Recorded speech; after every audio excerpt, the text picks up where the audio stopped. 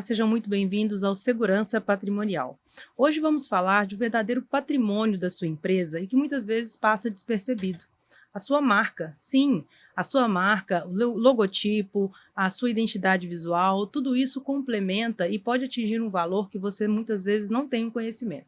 E para isso, nós temos dois convidados, eu estou aqui com a Letícia, estou aqui com o Fabrício, eles são sócios do Estúdio Padaná. Eles fazem um trabalho de especialização em identidade visual e vídeo mobile. E nós vamos falar hoje sobre essa importância, né, da marca como patrimônio na sua empresa. Então, com a experiência de vocês, com os trabalhos que vocês vêm desenvolvendo, como que vocês conseguem compreender nesse sentido, né, a marca como um patrimônio e qual a orientação, muitas vezes, que vocês passam para os clientes de vocês nesse valor que a marca tem? O que vocês podem me dizer com relação a isso? Mas primeiro, se apresentem, né, por favor. Oi, tudo jóia? Meu nome é Letícia, eu sou graduanda na Universidade do Estado de Minas Gerais em design gráfico. Comecei, em 2020, dentro da pandemia, e desde 2020 eu já venho trabalhando com questões de especialização de marca. Sempre foi uma área de muito interesse meu. Eu sempre achei muito legal, assim, como que a gente consegue transformar um nome dentro de uma identidade, dentro de, igual você falou, patrimônio. Então, desde 2020 eu venho mexendo com essas questões de identidade visual. Show. Eu sou o Fabrício, tenho 24 anos, acabei de me formar, em um mês e pouco, em design, e junto com a Lelê, a gente desenvolveu alguns projetos juntos, e desde o começo a gente já tinha muito interesse pela área do branding, que é como a marca pensa e tudo mais, a identidade visual, e a gente viu que a gente podia juntar, né, nossas qualidades, nossas habilidades, e acabou que surgiu essa ideia de formar o nosso próprio negócio. Entendi. O Estúdio Padaná, genuinamente mineiro, né? O nome mesmo já diz, já remete um pouco isso, mas eu adoro o jeitinho mineiro das pessoas, né? Fabrício fala assim, sou formado há pouco tempo, bem modesto, mas nos conte aqui, quantos prêmios o senhor já recebeu? Então, por causa do meu TCC que eu apresentei, né, na faculdade, eu fiz um alfabeto, desenhei as 26 letras baseado na arquitetura do Circuito Liberdade, e hoje ele soma 2 prêmios que ele ganhou, mas também outras 3 indicações. Isso tanto internacional, acabei de voltar de uma viagem da Espanha, que fui lá receber o prêmio, foi bem legal. Sabendo, internacional. Pois é. Foi em Madrid, né? A premiação ocorreu em Madrid? Não, na verdade foi no norte da Espanha, uma cidade que chama Bilbao. Entendi. Aí foi num museu que chama Guggenheim lá, e é uma cidade que pouca gente conhece. Entendi. Ou o pessoal conhece, são os arquitetos, por causa desse prédio, que ele é muito famoso e renomado entre os arquitetos em si, ou também entre quem gosta muito de futebol, que lá tem o Atlético de Bilbao. Entendi. Fora isso, é bem desconhecida a cidade, sabe? Bacana. Mas foi super legal a premiação, foi muito bom. Depois eu quero saber mais sobre essas experiências aí que eu não conheço. Madrid eu não conheço, tenho vontade de conhecer e algumas regiões da Espanha, né? Mas, assim, é muito bom, acho muito importante para o programa receber 2 jovens como vocês, com uma bagagem já de trabalho, iniciando muitas vezes uma carreira, mas com toda a experiência e com toda a vontade de fazer com que as coisas aconteçam, né? E trabalha com essa ferramenta importantíssima para todo e qualquer negócio. Porque quando falamos em logotipo, quando falamos em identidade visual, e eu, que sou advogada, mexo muito na parte jurídica, né, nas questões das empresas, eu percebo que alguns empresários, eles não têm essa visão da marca como patrimônio. Eles enxergam a marca como uma forma assim, eu fiz um desenho, né, e eu sei que existe uma complexidade e aprendi essa complexidade no desenvolvimento da minha marca. Não foi mesmo, Letícia, que desenvolveu inicialmente esse trabalho? E eu percebi que existe um estudo muito grande por trás disso, né? Então, eu queria que vocês falassem um pouco para a gente sobre como que inicia esse processo, como que nós conversamos, né, com as pessoas para deixar claro que a marca ela é sim um patrimônio e ela precisa primeiro ser protegida, né, depois que ela foi realizada, formatada, no seu nome que vocês dão a esse tipo de trabalho, depois que ele foi concluído, existe o registro, né, junto ao INPI, para que você tenha toda a segurança da sua marca e que ela ali realmente vá te acompanhar ao longo da sua vida profissional. Mas como que inicia todo esse trabalho? Me conte um pouco da experiência de vocês. Com quem eu vou falar primeiro? Falo com a Letícia? A marca, a gente tem que entender, assim, que é uma das coisas que os clientes, eles não têm muita noção disso, porque é uma coisa que a gente aprende mesmo na faculdade, que a gente acha que marca é uma coisa só. Logo é a mesma coisa que identidade visual, que é a mesma coisa que branding, que é a mesma coisa que marketing. As pessoas têm essa dificuldade de entender essas diferenças. É como se fosse um quebra-cabeça. Assim, a gente começa tendo um logo, que é a menor parte de uma marca, e depois a gente tem uma identidade visual, que é quando a gente inclui uma paleta de cor, uma tipografia, né? A tipografia é o que seriam as fontes da marca. E a gente pode incluir, por exemplo, um tipo de fotografia, alguns outros detalhes, uma padronagem, aí a gente tem uma identidade visual. E quando a gente fala de branding, que é o que eu e o Fafá a gente trabalha muito, é quando a gente constrói toda a presença de uma marca e é o que a gente chama de...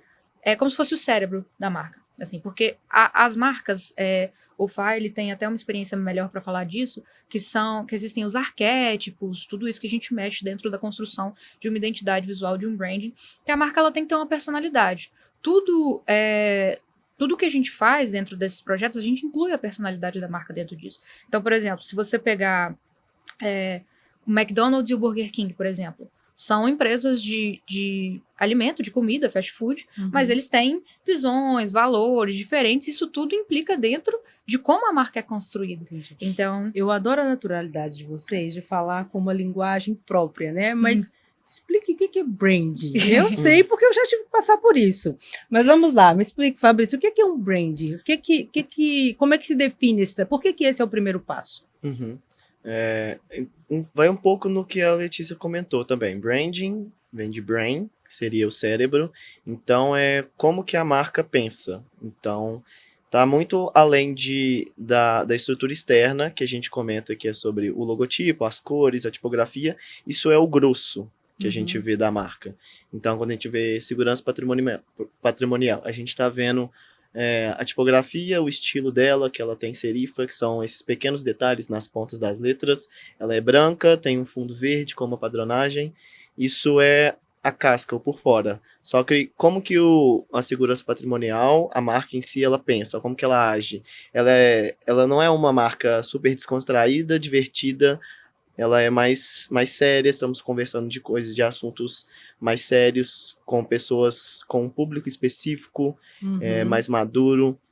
Então, o brand vai muito nessa questão de como que ela pensa, de como que ela age, muito além da casca mesmo, que seria Isso só é as quando, cores. por exemplo, o responsável pela empresa, ou os responsáveis, né, pela empresa, porque isso muitas vezes tem sócios, então eles através do brand, eles conseguem transmitir para vocês quais seriam os valores, seria dentro nesse contexto, né? Isso. Então, como que a marca vai se comunicar no mercado, e é muito comum encontrarmos isso de forma errada, equivocada, né? Muitas vezes você enxerga uma marca, ela é super descontraída e para um produto que é absolutamente sério, fechado.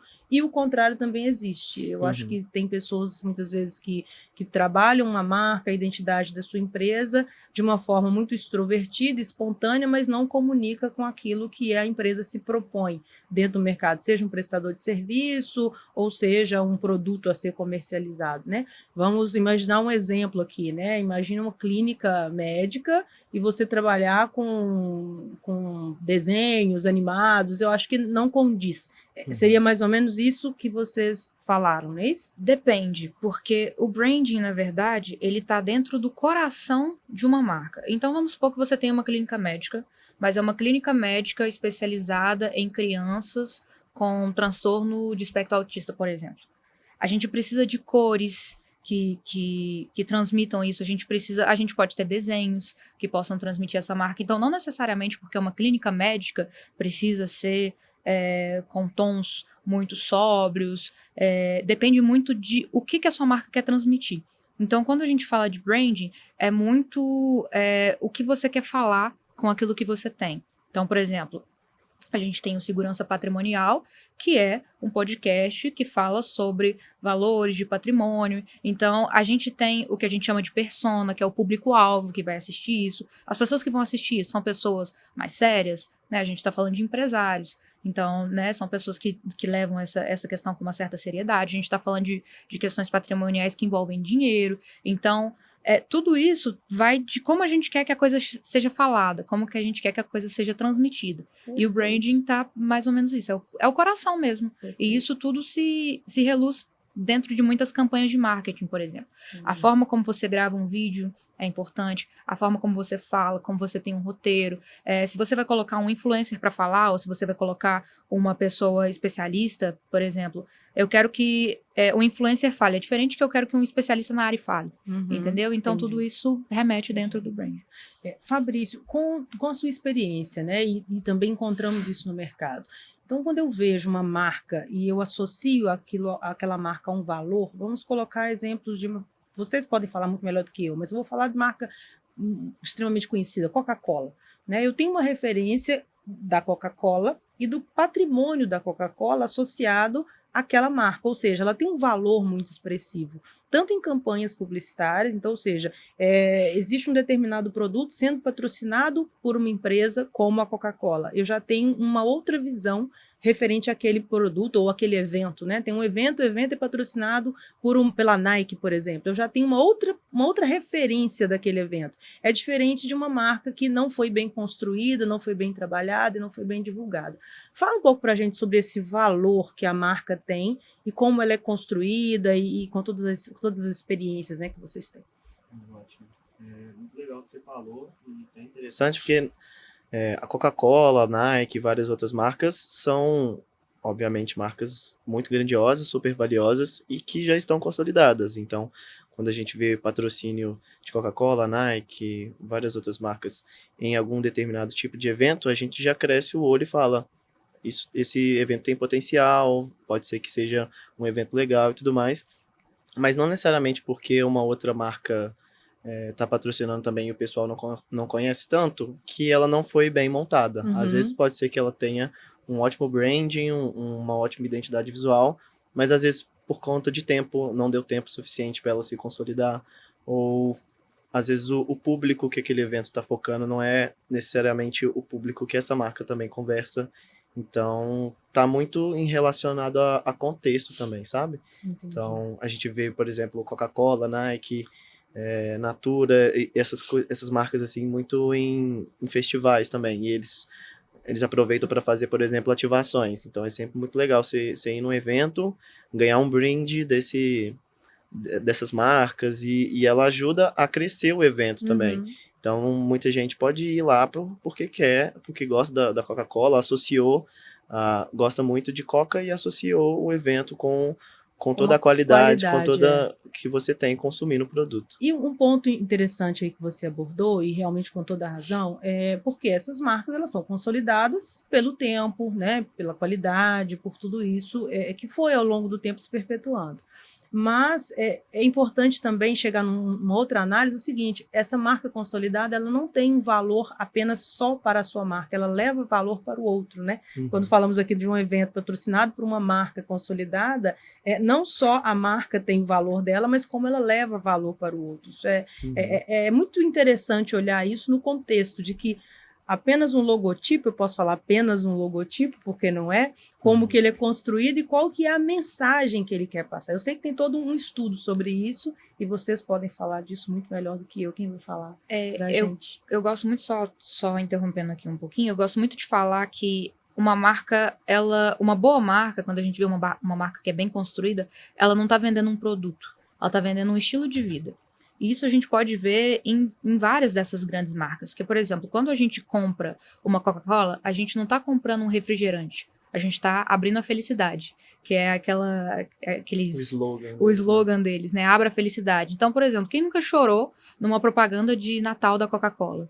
Porque você não está comprando um refrigerante, você está comprando a união da família, né? A alegria de estar junto. E a Coca-Cola, ela vende isso, né?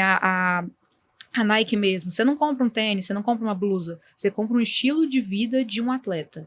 né? A Harley Davidson também, né? É ótimo em fazer isso, que você não compra uma moto, você compra o estilo daqueles motoqueiros de filme, de Hollywood. Então, quando você tá andando naquela moto, você se sente... Né? A liberdade, assim, você se sente incrível. Então, assim, uma boa marca, e essa é a ideia de fazer uma construção de uma boa marca, é quando a gente consegue passar os valores através do produto, através de uma campanha, através de um logo bem construído.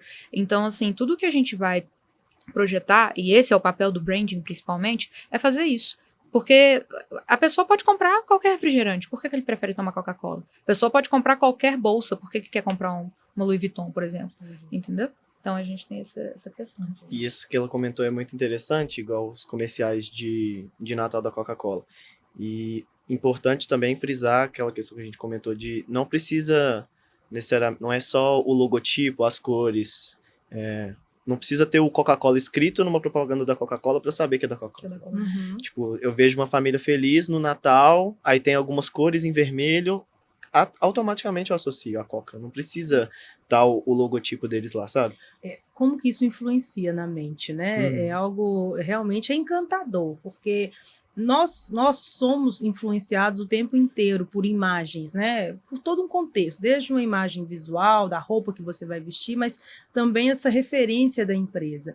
E no contexto técnico, né? Quando eu falo assim, então eu preciso construir uma marca que ela vai transmitir aquilo que é de valor ou da essência daquela empresa, ou se comunicar com aquilo que a empresa pretende. Como é que inicia esse trabalho? Como é que vocês começam, né, pela construção desse trabalho? Assim, eu estou direcionando para essa linha, mas você fala, Renata, antes disso, eu tenho que falar isso? Podem ficar à vontade. Mas é só para a gente mostrar para as pessoas que tem todo um trabalho de estudo por trás e não é simplesmente pegar, vou montar uma empresa chamada Renata e eu coloco um R diferente lá e é isso, e eu olhei, gostei e começo a aplicar isso. Como que funciona no contexto técnico, né? Existe uma graduação para isso, vocês ao longo de anos estudaram, né? Então tem todo um contexto teórico e prático para que vocês possam, de fato, desenvolver esse trabalho. E depois nós vamos chegar num outro ponto, que aí eu vou perguntar depois. Vamos nessa aí. Ótimo. Mas o processo, ele é bem pessoal, assim, vai de cada estúdio, de cada pessoa. Tem gente que trabalha sozinho, tem gente que trabalha com um grupo de várias pessoas. Mas no nosso estúdio a gente costuma usar uma metodologia que a gente aprendeu durante a faculdade, que chama Duplo Diamante. E nela a gente passa por 4 etapas até chegar à solução. A gente entende o problema, o primeiro ponto é ter uma conversa, que a gente chama de briefing, né? Que a gente vai passar ali diversas perguntas e funciona mais como uma conversa mesmo. Então, acho que o ponto principal seria escutar o cliente, entender todas as entre aspas, dores dele, do que ele está precisando, por que ele está querendo desenvolver a marca dele, porque ele quer se destacar. Porque quando a pessoa está procurando uma identidade visual, ela quer se destacar no mercado. Então, exatamente vai ser esse o processo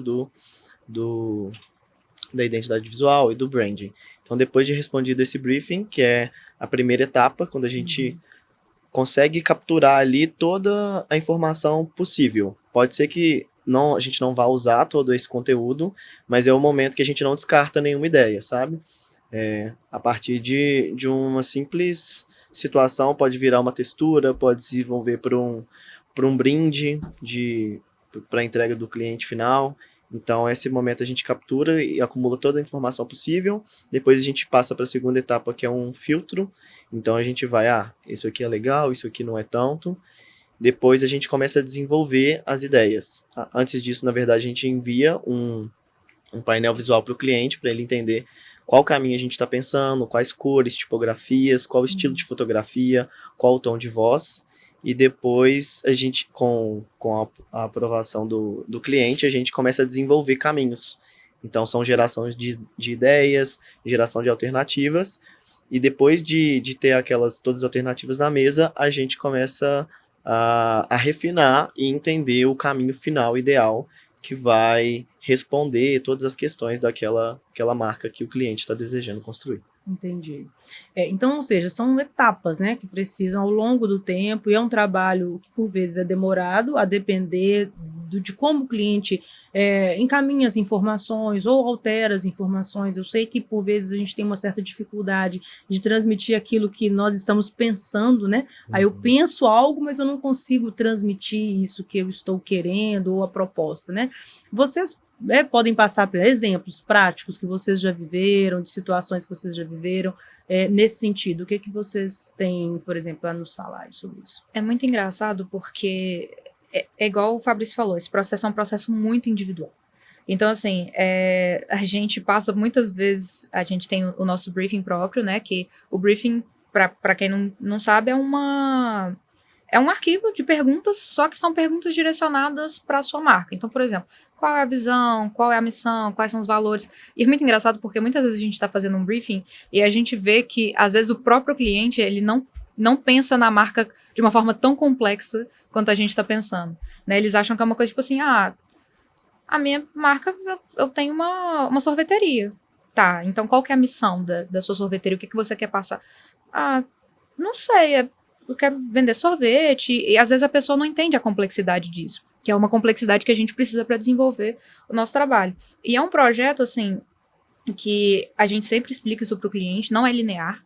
Então, assim, a gente não vai, tipo, etapa 1, depois 2, depois 3, depois 4. Da 1 a gente pode ir para 3, da 3 a gente pode voltar para 2, da 2 a gente pode voltar para 1 de novo, quando a gente vê, por exemplo, se o cliente não está satisfeito com, por exemplo, vários processos que a gente já tentou, às vezes a gente tem que voltar lá no início, para ver se não tem nenhum erro de comunicação no princípio. Então, na parte prática mesmo, é muito engraçado, porque cada identidade que a gente faz é um cliente totalmente diferente do outro, é um processo totalmente diferente do outro. Tem identidade que a gente demora meses, mas tem identidade que, às vezes, o cliente pede com uma urgência, mas ele não entende que é um processo que é um pouco mais demorado, e quando ele vai vendo o processo acontecendo, ele entende, tipo, não.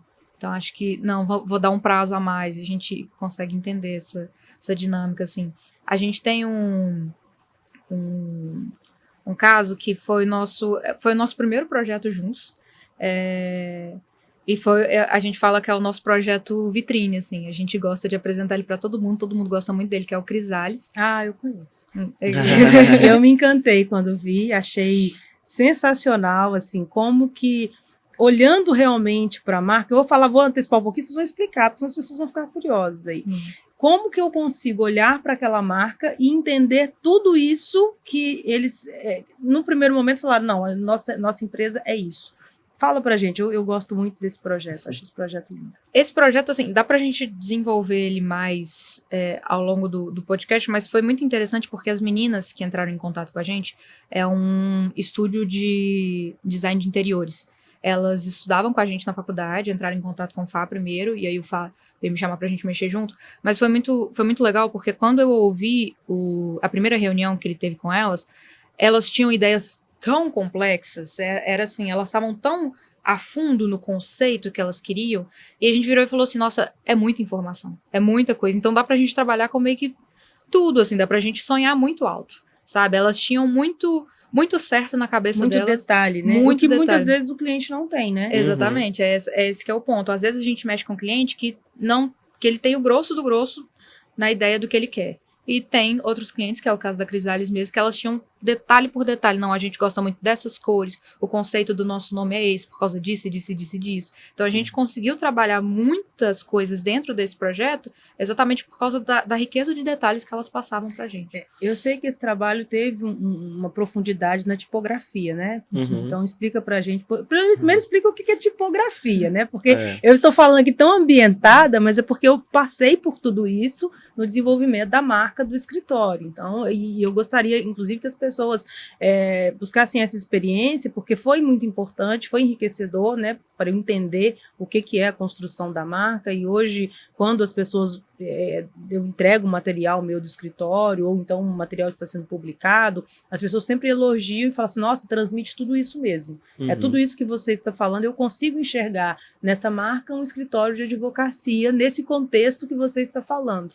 E aí a gente não deixa de observar, né, as outras pessoas, os outros escritórios, e por vezes eu vejo alguns papéis timbrados, né, de outros escritórios, eu falo, nossa, não me remete a essa Aham. seriedade, não me remete à credibilidade, né? Não me remete à segurança. Então, eu lembro que quando no desenvolvimento da marca, eu falei, olha, o objetivo é transmitir segurança, transmitir credibilidade, seriedade, né? Não é, por mais que a advocacia, no seu contexto geral, ela é isto, mas por vezes a nossa imagem não transmite isso, né? O que eu muitas vezes vejo com logo e algumas imagens de alguns escritórios, até mesmo vídeos, né, que eles publicam, enfim, eu falo, gente, mas não está no contexto da advocacia, né? Isso é muito legal, mas eu sei que esse da Crisales teve um trabalho específico de tipografia que eu achei bem bacana. Conta um pouquinho aí. Já completando um pouco da informação, na verdade foi um trabalho de lettering, e agora eu explico porque tipografia é um campo do design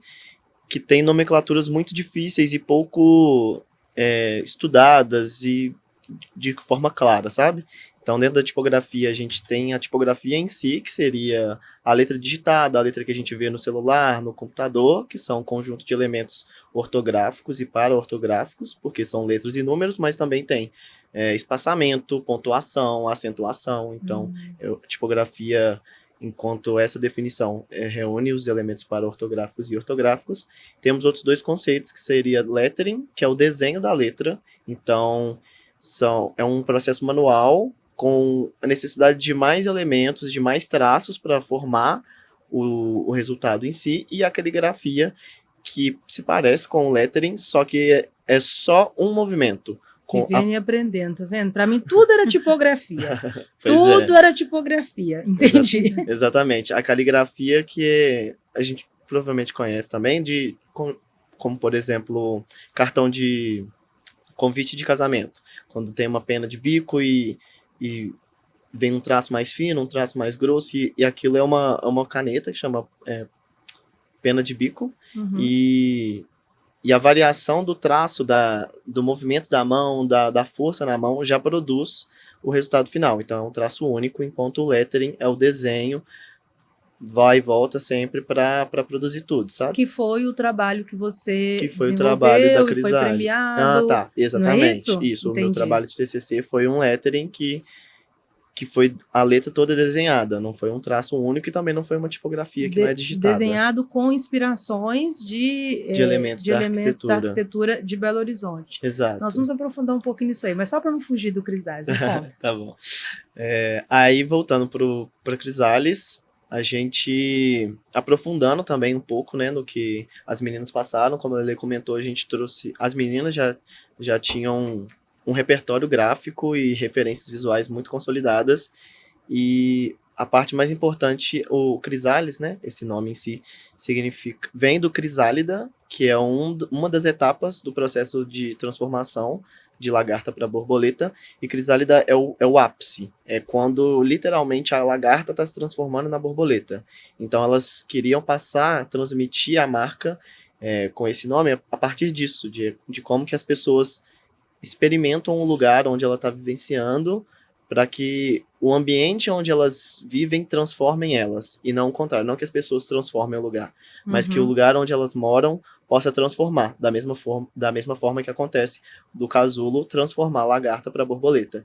Então, essa questão estava muito forte, muito presente na marca, e a gente quis traduzir isso pro logotipo também, que ficou bem tipográfico, né? Ficou um lettering, e a gente pegou referência na asa da borboleta. Então, o primeiro detalhe que a gente fez foi a letra C, passando por todo o formato da asa da borboleta, e a partir disso a gente foi criando as próximas letras e conectando. O lettering ele é todo conectado, ele começa numa ponta e até o final do lettering não tem nenhum corte, sabe? Ele é todo contínuo. É todo contínuo.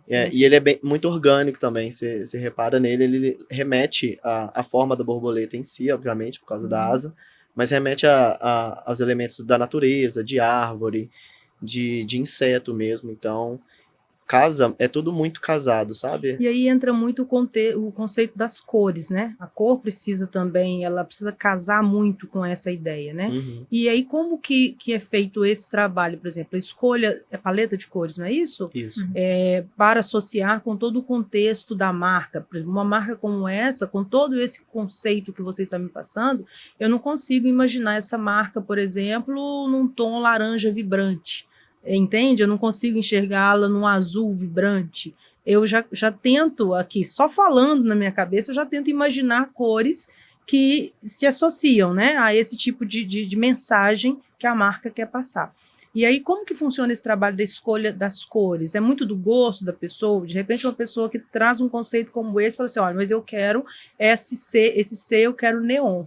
Aí, como que vocês conversam? Falam, a cor não conversa com a logo, né? Não conversa com o lettering.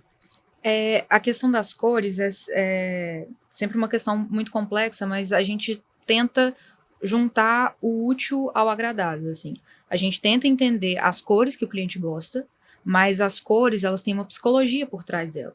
Então, sempre que a gente bate o olho em alguma cor, a gente tem um sentimento, a gente tem uma sensação. E essas cores, elas têm o poder de fazer isso. Então, às vezes, por exemplo, o cliente gosta muito de uma cor. Eu gosto muito de verde neon. Mas você está montando por exemplo, um escritório de advocacia. Vamos colocar o seu escritório, que é verde. Eu não consigo colocar um verde neon ali. Eu consigo colocar um verde. Então, eu tenho que mexer no tom para deixar um tom mais sóbrio, para deixar um tom mais sério, porque a gente está falando de um escritório de advocacia. E no caso das meninas do Crisales, elas já queriam muito, se eu não me engano, era só o laranja que elas gostavam, ou era o verde também? Era o verde. Era o verde, né? E a gente acrescentou o laranja, tava na dúvida qual que foi, mas a ideia era fazer remeter à natureza. E aí, quando a gente pensa em tons da natureza, os tons mais naturais possíveis são esses tons um pouco mais folha seca, terrosos, né, terrosos. Então, a gente trouxe esse tom de verde e o laranja, ele tinha que fazer um bom contraste com esse verde. Então, a gente não pode ter um laranja também muito forte, porque esse tem meu que cor-de-rosa, então, esse não cor-de-rosa seria adequado. Mas então, o rosa, na verdade, era uma das primeiras opções delas. Elas era verde trouxeram com rosa, muitas referências que bem tinham... mangueira. Não era um rosa mangueira, era um rosa... Era um rosa bem rosé, quase. Era uma mistura, era uma sabe? misturinha. Quando tem um gradiente e é tipo aqueles vitrais. Entendi. Elas trouxeram muito essas referências de borboleta que tinha uma asa bem colorida. Porque a borboleta tem tons vibrantes, exatamente. Né? E elas são duas mulheres, né? E elas queriam muito essa questão da feminilidade também, porque a marca também tem que conversar com quem carrega ela, com quem tá comandando ela. Então, mas nos estudos a gente viu que o rosa não tava encaixando muito e tava ficando talvez algo muito genérico, tipo assim, somos duas mulheres, vamos colocar um rosa aqui, sabe? Tipo, então, clichê. Exatamente. E uma das reuniões que a gente teve com ela foi exatamente isso, levar para elas, tipo, e esse tom de laranja? A gente estava estudando aqui e a gente achou que encaixou muito bem e que fugiria um pouco do clichê do rosa. O que vocês acham? Na hora elas animaram muito, toparam, super gostaram.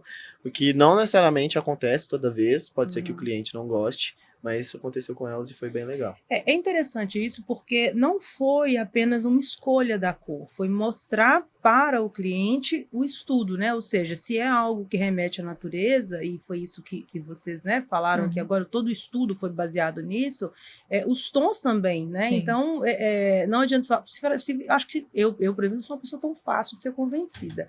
E se falasse, olha, eu falei, eu quero uma marca rosa. Aí fala, não, olha, eu acho que a laranja vai ficar melhor.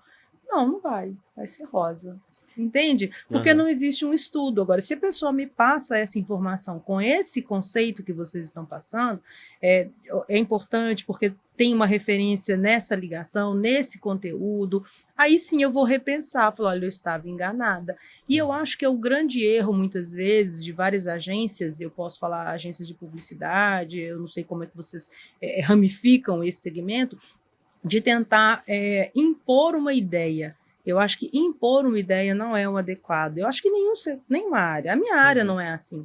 Eu não posso, por exemplo, definir para o cliente a minha linha de defesa e ponto final. eu preciso ouvir o meu cliente, entender a necessidade do meu cliente, porque nem sempre a legalidade dentro do contexto geral. Eu muitas vezes preciso buscar uma orientação com base em decisões judiciais, com base em doutrina, e não apenas lendo a lei pura e seca. Entende? E eu acho que o conceito de vocês customizarem isso, de entrar em contato com o cliente, entender a necessidade do cliente, mas por vezes o cliente está errado, você com o estudo demonstrar que ele estava equivocado e que dessa forma ficaria mais próximo daquilo que ele está desejando, é mais fácil se convencer. E aí vem a minha pergunta que eu falei que eu ia fazer. Por que que a gente não consegue substituir o trabalho de vocês por uma inteligência artificial? Então, quando a gente fala assim da área criativa, é uma área muito complicada em relação a isso, porque eu particularmente acho que às vezes é muito mais difícil fazer o cliente entender a sua ideia do que ter a própria ideia, na maioria das vezes. Quando você fala, tipo, o cliente ele quer, eu quero que seja assim, eu quero que seja de outro jeito.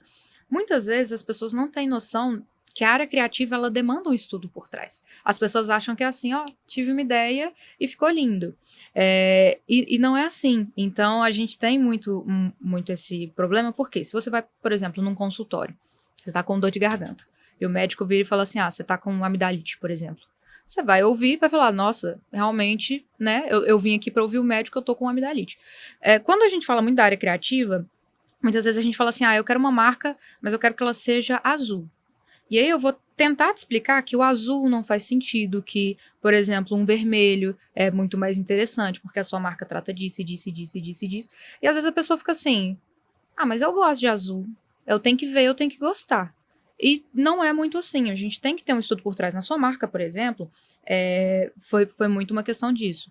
Você tinha falado especificamente que não queria nada clichê dentro da advocacia, né? Não queria que tivesse... Quando a gente fala clichê, são essas coisas mais rotineiras que todo mundo associa. Por exemplo, o martelo, a deusa da justiça, né? Sim, a balança. A balança, né? Então, assim... E aí a gente fica, como é que a gente vai criar uma marca que saia desse clichê, mas que ainda assim faça um sentido? E aí foi onde a gente fez todo o estudo, e aí voltou lá para a Grécia Antiga, e dentro de Atenas, né, que foi onde surgiu a democracia, e foi onde a gente teve o pontapé inicial, o direito começou ali. Então, como é que eu transmito isso, né? Aí a gente teve todo o estudo, né? A própria tipografia tem os detalhes que remetem às colunas gregas, os próprios veios, que uma das texturas é o veio da madeira, que remetia aos produtos do escritório. Eu amo esse detalhe. Dos veios da madeira, mas também tinham padronagens que poderiam associar aos auditórios que tinham de teatros gregos. Então, quando a gente chega para apresentar uma identidade, a gente olha para a pessoa e fala assim, olha, a sua ideia, o seu projeto é esse. Por que o seu projeto é esse? Por causa disso, desse estudo. E eu acho que quando você fala da questão da inteligência artificial, eu tenho para mim que, assim, não tem como a gente fugir da inteligência artificial. Né? Você me deu essa dica, né? Não você tem como. abraça, ou você abraça, você vai fica ser pra abraçado, trás. fica para trás, exatamente. Então, hoje, muito do que a gente faz, a gente usa a inteligência artificial como amiga. A gente não usa ela para substituir o nosso trabalho, a gente não pede ela para fazer um logo pra gente. Mas, por exemplo, se eu quero entender como que essa cor vai contrastar bem com essa cor, às vezes a gente usa a inteligência artificial para, por exemplo, cria uma paleta com esse tom e com esse tom. Eu quero enxergar se vai ficar bacana. E aí ela cria, a gente vê e fala assim, não, acho que não ficou tão legal. E aí a gente, a partir do que ela dá de informação, a gente constrói e trabalha, porque eu acho que tem que ser um trabalho junto, porque senão você não vai usar a inteligência artificial, não faz muito Essa sentido. ideia de usar a inteligência como amiga é importante para todas as áreas, vou dizer a minha. Eu às vezes, não é só amiga, não, ela é minha conselheira, sabe? Às vezes eu consigo discutir com ele, não concordo, o seu entendimento não está de acordo, e isso é interessante. Mas, na sua visão, Fabrício, essa questão da inteligência artificial como amiga, como aliado, só que tem pessoas que falam assim, olha, eu quero criar um logotipo para o meu negócio, e eu vou jogar lá e ele vai me apresentar uma marca e eu vou usar essa marca. Quais os riscos de uma pessoa, por exemplo, que tem esse tipo de pensamento? Primeiro, eu acho que o resultado vai ser muito básico, vai ser uma coisa muito genérica, e nada te garante que outra pessoa vai fazer isso e que sua marca vai ficar completamente igual de outra pessoa. Então aí já tem o ponto principal que você não vai conseguir se destacar. Porque o objetivo principal de você fazer uma marca, de fazer todo o estudo, o branding por trás dela, é se diferenciar. Então, se você vai lá e pega uma inteligência artificial para fazer um logotipo, tem outras pessoas que estão fazendo isso também, e com certeza a sua marca não vai se diferenciar. Então, acaba que não está te ajudando em nada, sabe? Entendi. Então, a inteligência artificial é mais como uma ferramenta mesmo, para te auxiliar, mas tem coisas que ela não vai substituir mesmo. Ela não consegue trazer a essência, né? Eu Ela não acho que consegue o trazer pessoal assim. não consegue entender bem também que a inteligência artificial, na verdade, não é inteligente. Ela só faz aquilo que você está mandando e está perguntando. Então, para que ela tenha uma resposta decente, um resultado decente, precisa ter uma mente decente por trás. Uhum. Esse termo inteligência artificial já virou comum, mas na verdade a máquina não pensa. Você tem que dar todos os comandos para que ela produza algo realmente decente. Mas se não tiver alguém pensando, estruturando todo um desenvolvimento por trás, ela não vai conseguir fazer nada. E existe uma relação, por mais que vocês façam um trabalho de um logotipo, né, ou de uma identidade visual para uma empresa, e essa empresa que está ali fazendo toda essa divulgação, existem pessoas, né? Então, vocês com todo um trabalho criativo e o dono ou os donos da empresa também com uma mensagem que a empresa ela não pensa, quem pensa são os donos, né? A essência vem dos donos. E aí me remete muito a uma frase que eu adoro, na verdade é um pequeno texto, né? Trecho de um texto. Conheça todas as teorias, domine todas as técnicas, mas ao tocar uma alma humana, seja sempre outra alma humana. Então, quando você cria uma relação de ser humano para ser humano, tanto na construção de uma identidade visual, como em uma relação de negócio, ou mesmo uma defesa, numa ação judicial, você nunca pode esquecer que são tratativas de seres humanos ali. E o humano ele não é mecanizado, né? Ele tem o processo criativo, ele tem todo um valor ali a ser trabalhado, que foi o valor que deram ao seu trabalho que você fez e que eu fiquei muito encantada. Por quê? Porque me explica qual inteligência artificial teria a capacidade de fazer o que você fez. Entende? De encontrar pontos dentro da arquitetura de Belo Horizonte, enxergar uma letra. Me fale, por exemplo, vamos pegar a letra R, que é o meu, né, do meu nome. Uhum. Onde você se inspirou para a letra R? A letra R foi uma das mais difíceis, A inclusive. mais difícil, tá vendo? Eu adoro ser a mais complicada. Ela tá no Arquivo Público Mineiro, ela é a grade de uma janela. E foi um dos detalhes mais difíceis de enxergar mesmo, assim. Algumas letras, tipo letra D ou letra E, assim, eu enxergava em vários lugares, são traços mais simples, né? Uhum. Mas o R, ele tem aquele traço descendente dele, Uhum. da barriga dele, que é um pouco mais complexo de enxergar. Eu via muitos R's minúsculos, Uhum. sabe? Aquele R mais menorzinho, mas eu queria algo mais imponente. Aí, procurando, olhando direitinho, consegui achar. Eu falei, não, vai ser esse aqui mesmo, não consegui achar outro. E isso é um trabalho criativo que não tem como substituir. Por exemplo, eu posso passar perto desse como é que é o nome do lugar? Arquivo Público O Mineiro. arquivo, eu posso passar lá 1000 vezes, que eu nunca vou conseguir enxergar um R em qualquer lugar, entende? Por isso vem da essência da criatividade. Eu acho que a criatividade, essa relação que eu falei agora, de humano para humano, ela não consegue ser substituída por uma máquina. A máquina pode, sim, trabalhar com muita perfeição, muitas vezes muito próximo à perfeição, né? Perfeição é um contexto muito complexo de falar, mas nunca vai substituir essa relação, esse calor que existe na interpretação do outro para que o outro possa levar a sua mensagem para a empresa. E aí estamos falando de empresas também de grande porte. Vamos falar, as pessoas muitas vezes não sabem o que é a Nike, né? O que é o símbolo da Nike. Eu sei que vocês já me explicaram. Então eu olho ali aquela vírgula, aquele desenho, aquela curva, mas aquilo tem uma história? Tem um porquê? Quem vai me contar? Melhor, me contar não, porque vocês já me contaram. Quem vai contar para os nossos aqui ouvintes? Essa marca da Nike, assim, é um coringa do design, assim, todo mundo, a gente sempre fala muito da marca da Nike, até com os próprios clientes mesmo, para eles terem uma noção, quando a gente fala de personalidade, né, até mesmo de trabalho de marketing, porque uma vez eu estava vendo um artigo que estava falando que a Nike é o melhor marketing do mundo, mas assim, não é um bom marketing para ser copiado. Porque, né, existe toda a personalidade por trás e, assim, as pessoas acham que é tipo, é só eu ter milhões, investir milhões que eu vou ter a mesma coisa que a Nike fez. Não é assim. Mas essa marca, ela é se eu não me engano, essa vírgula que você falou, a gente chama de swoosh. É quase uma vírgula mesmo. Ela faz esse movimento, mas a ideia é passar a velocidade. Né? Ela foi feita por uma designer que era estudante na época, foi em 1971, Caroline Davidson, se eu não estou falando o nome errado, mas é Caroline Davidson. Ela fez essa marca em 1971 a pedido do dono da Nike, e ela desenvolveu, falam assim, as histórias falam que ela desenvolveu em 20 minutos, mas a gente não tem esses dados muito concretos. Ela fez o desenvolvimento, fez esse desenho, escreveu Nike com uma tipografia, assim, escrito por cima, e apresentou para o dono. E ela vendeu por $35 na época, né? Uau. E aí o dono da Esse é o melhor Nike... custo-benefício que alguém pode ter na vida. O dono da Nike, ele tava com pressa, e ele falou assim, a princípio ele não tinha gostado muito do símbolo, mas ele tava com pressa, ele precisava lançar, e ele falou, não, vou pegar isso aqui e vai ser isso aqui mesmo. E hoje é o símbolo mais conhecido do mundo. Assim, você vê essa tirazinha assim, você sabe que é da Nike.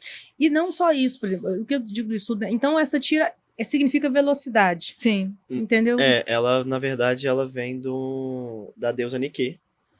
O nome vem da deusa Nike. Mas o símbolo também, né? É porque é como se fosse a asa a deusa Nike, a deusa da mitologia, da vitória, do esporte, esse desenvolvimento. E ela faz referência, o símbolo faz referência à asa da deusa Nike, que é a deusa do esporte. Uhum. Da vitória. Da vitória, entendi. Exatamente. Que bacana, viu? Viu tem que outro tudo tem exemplo que vocês têm, assim, de pronto para passar? Que eu achei muito interessante, porque muitas vezes a pessoa olha um determinado símbolo e não faz ideia do que aquilo quer dizer.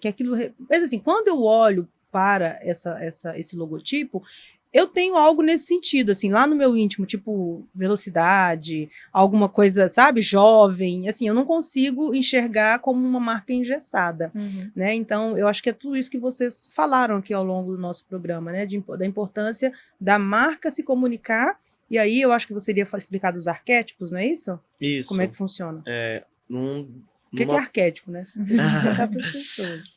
Numa das partes do desenvolvimento da identidade visual, a gente tenta entender algumas estruturas da marca da pessoa, do que ela está querendo, para a gente encaixar com os arquétipos. Arquétipos é como se fosse uma mini pessoa, um comportamento de alguém, só que nesse momento a gente traduz como se esse alguém fosse a marca em si, para que a gente possa entender melhor os desdobramentos de como que essa pessoa vai agir.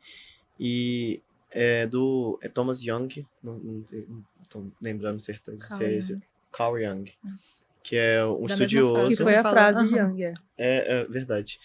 E ele fala que nós somos divididos nesses arquétipos desde quando a gente nasce. Então, eu tenho o gene do meu pai, da minha mãe, então eu não sou um bebê que nasci zerado. Eu já carrego, eu já tenho uma carga afetiva, mas ao mesmo tempo de comportamento. Então, as marcas, quando eles dividem nesses arquétipos, ele quer dizer que a gente já tem um comportamento prévio. Então, isso facilita na hora da gente desenvolver a marca. Pode ser que seja algo mais relacionado à misticidade, pode ser que seja uma pessoa mais relacionada à sabedoria, pode ser que seja uma pessoa relacionada mais à coragem, e desses arquétipos a gente divide para saber como que vai ser o comportamento, o tom de voz, os valores dessa marca, sabe? E isso é interessante, eu vou complementar um pouco desse estudo, né, com base nos arquétipos, é como que ele traz para o nosso dia a dia, o nosso cotidiano, uma reação. Eu falo isso porque eu fiz um estudo há muito tempo atrás sobre como que a imagem ela traz para você uma reação positiva ou negativa, né? Mas é de forma inconsciente, você não tem consciência direta disso. E eu achei muito interessante quando eu fiz esse estudo, e foi num curso, me falaram assim, olha, imagine algo que seja leve, doce, suave. Eu não consegui imaginar nada quadrado, entende? Imagine algo que seja sério, fechado. Eu não consegui imaginar nada que fosse redondo. E a mesma coisa, a simbologia do perigo, né? Sempre o triângulo invertido. Então, não é do nada que todos ou quase todos os vilões, né, que você olha aí, Coringa, quais os outros vilões que nós temos? Jafar, né, do Rei Leão, todos eles Não, têm Jafar Jafar do Rei Leão, não? do Aladdin. Do Aladdin. O Scar do Eu Rei Leão. confundi, tá vendo? Tem muitos anos que eu... Então, mas tanto o Jafar como o Scar, ou outros vilões também, né? Todos eles, eu não vou falar todos, mas 90%, né, que eu não vou lembrar de todos, ele tem a face, o rosto, o triângulo é invertido. Por quê? Porque é a simbologia do perigo, que associa sempre a uma cobra também, né? Você pode olhar, né, tudo isso tudo que remete a perigo, que você tem medo, ele tem um triângulo invertido ali, porque no seu inconsciente você olha para aquilo e tem aquilo como uma sensação de medo que te afasta. As pontas, isso é um estudo. A questão pontiaguda. Exatamente. No trânsito mesmo, né? O triângulo invertido é sinal de alerta, ou seja, não dá, né? Você tem que dar preferência. Então, esse é uma linguagem universal. E quando você olha, por exemplo, um super-herói, em sua grande maioria, o rosto ele é quadrado ou losango. Você não consegue ver um super-herói, a não ser o Kung Fu Panda, redondinho. Por quê? Porque o redondo é sempre algo doce. E aí você vai imaginar também um animal, todo cachorrinho, fofinho, bonitinho, ele é sempre redondinho, né? Cachorro forte, sempre tende a ter essas... Mas isso é porque, de acordo com o estudo que eu fiz no passado, antes de você processar essa imagem de forma consciente, o seu inconsciente já criou uma reação. Eu acho que isso é utilizado muito também na marca, quando você precisa transmitir algo que é algo, ou seja, não está escrito ali. Eu não falei nem do que se trata, eu simplesmente mostrei uma imagem e aquela imagem remete a algo para aquela pessoa. E vamos voltar um pouquinho lá na Crisales, né? Se vocês colocassem ali um lettering, falei certo? Todo com linhas quadradas, mais fechadas, mais triangulares, você concorda que ele não seria algo tão suave, tão doce, tão leve como a que vocês criaram? Então, eu acho isso muito mágico, muito interessante. Eu não aprofundei nesse estudo na época, não deu, mas eu acho muito, muito, muito interessante saber como o nosso corpo reage, inclusive, às imagens, né, que nós estamos vendo ali. E isso traz para o trabalho de vocês algo muito próprio e próximo do profissional, porque vocês têm técnica para isso. Vocês conseguem fazer isso com propriedade. É diferente de quem não tem conhecimento e não sabe captar isso, né? Eu acho que isso é muito interessante. Não sei se eu falei besteira aqui na que eu estava falando, não, mas foi um estudo que eu fiz no passado e eu gostei muito, né? Não, tá certíssimo. Mas tem outros exemplos que vocês gostariam de passar para a gente, de coisas que vocês já viveram, experiências que vocês já viveram com o cliente? É fácil lidar com o cliente? Nossa, é complicado. Depende, não, assim, eu falo brincando, mas só complementando o que você tinha falado também, não só as formas, né, mas as cores também faziam esse papel, principalmente na natureza a gente vê sempre, né, quando a gente tem um animal que é muito perigoso, ele geralmente é muito colorido. Sim. Sapos, assim, que são muito venenosos, eles são muito coloridos. Um animal, quando ele quer acasalar, por exemplo, o pavão mesmo, quando ele mostra as cores dele para chamar a atenção. Então, é muito engraçado como que dentro da natureza a gente também consegue ver isso de forma muito clara. E assim, essas coisas são muito instintivas. Dentro de uma identidade visual, a gente tem que trabalhar muito com a questão instintiva mesmo. A gente tem que, eu e o Fá, às vezes a gente tá montando alguma coisa e é muito engraçado. A gente olha e fala assim, nossa, essa cor aqui tá me lembrando banheiro público, sei lá, não tô gostando. Não, isso aqui tá me passando uma vibe Correios e é uma coisa de medicina, não estamos gostando. Então, às vezes a gente vai muito no instinto, a gente pede opinião para pessoas leigas, por exemplo, o que você enxerga quando você tá vendo aqui? O que você acha que essa empresa é, né? Então, a gente faz muito muito isso porque a gente tem que trabalhar muito com o instinto. Quando a gente... Assim, dentro do branding, é o que você está falando, por exemplo, de citar outros exemplos, a gente também tem que andar muito de mão dada com o marketing e com campanhas.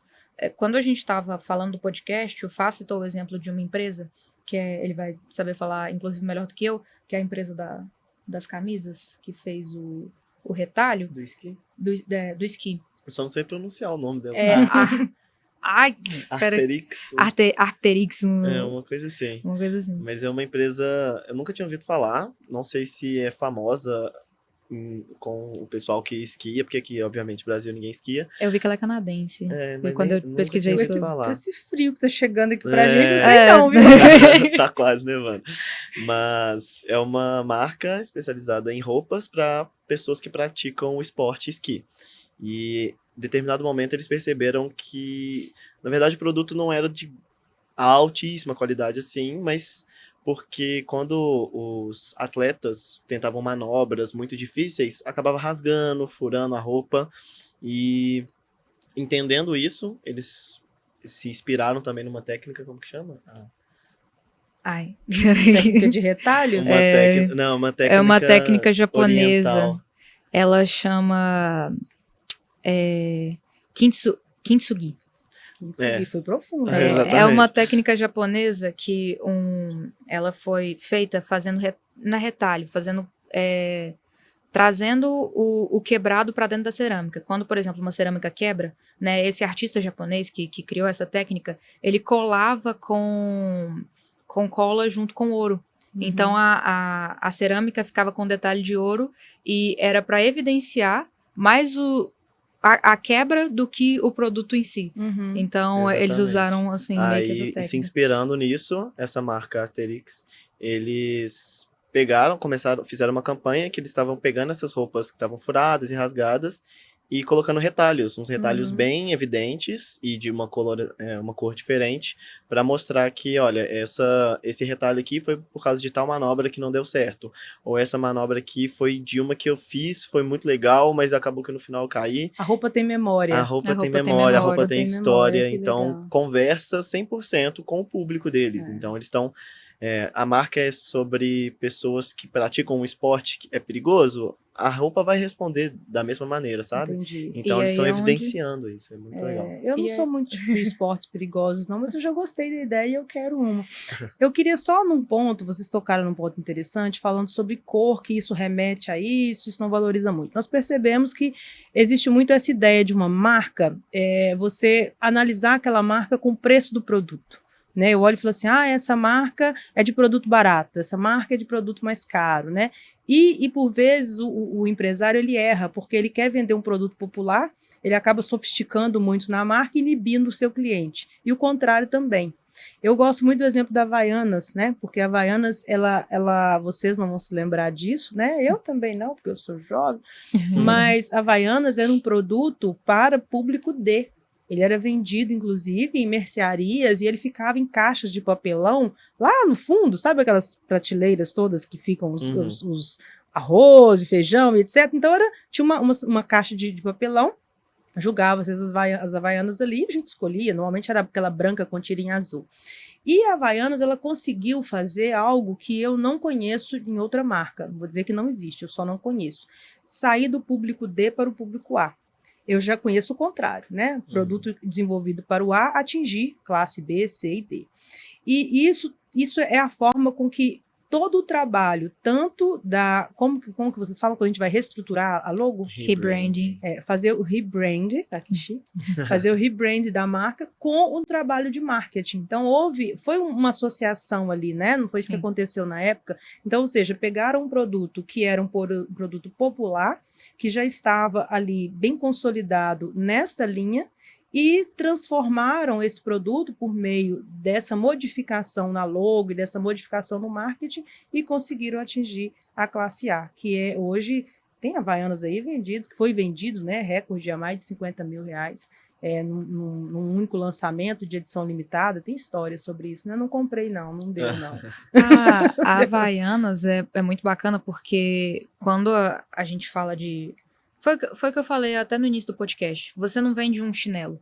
você vende um estilo de vida, né? E a Havaianas, ela vende muito esse estilo despojado, cool, legal, de praia. Nossa, você tá usando uma Havaianas. Hoje a gente tem muito, aconteceu várias trends que o mundo inteiro estava querendo seguir, era ser o estilo brasileiro. Usar roupa estilo brasileiro, o Brasil Core, né? Que era tipo assim, você usa camisa escrito Brasil, gente de... O Bruno Mars fez isso aqui, o Bruno Mars, você vende, e aí você vende um estilo de vida que é. O que é o brasileiro? Aí o brasileiro, ele é super descolado, aí o brasileiro, ele vai na praia, aqueles estereótipos, mas assim, é o que vende. E a Havaianas, ela fez isso.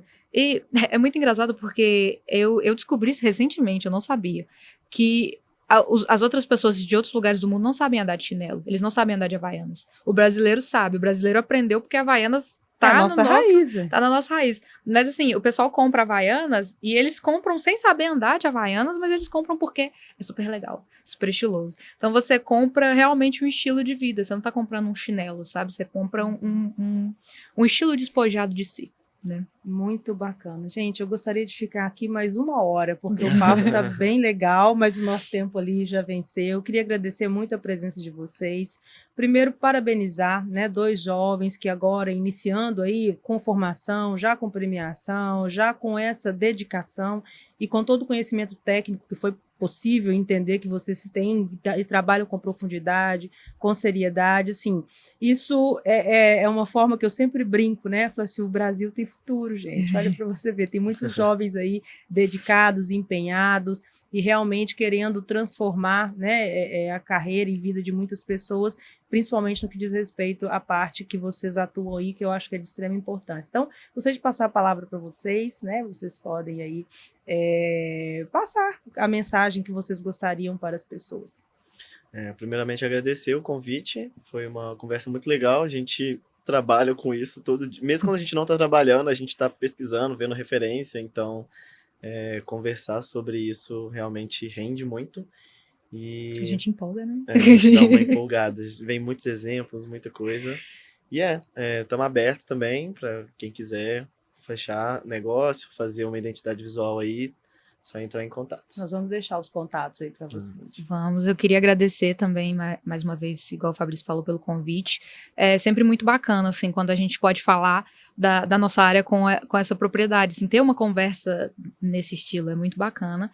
E, igual o Fabrício falou, a gente está aberto para todos os tipos de projetos, assim, as pessoas, é legal que as pessoas entendam que uma marca não é só o seu cartão de visita que você dá para as pessoas, assim, é o que você é, o que você quer passar, o que você quer vender, e às vezes é bom ter alguém para trabalhar isso com você, assim, e essa é a nossa parte, é isso que a gente faz, assim, a gente dá a mão pro empresário e ajuda a crescer mais aquele produto que ele é tão apaixonado, sabe? Bacana. Nosso projeto.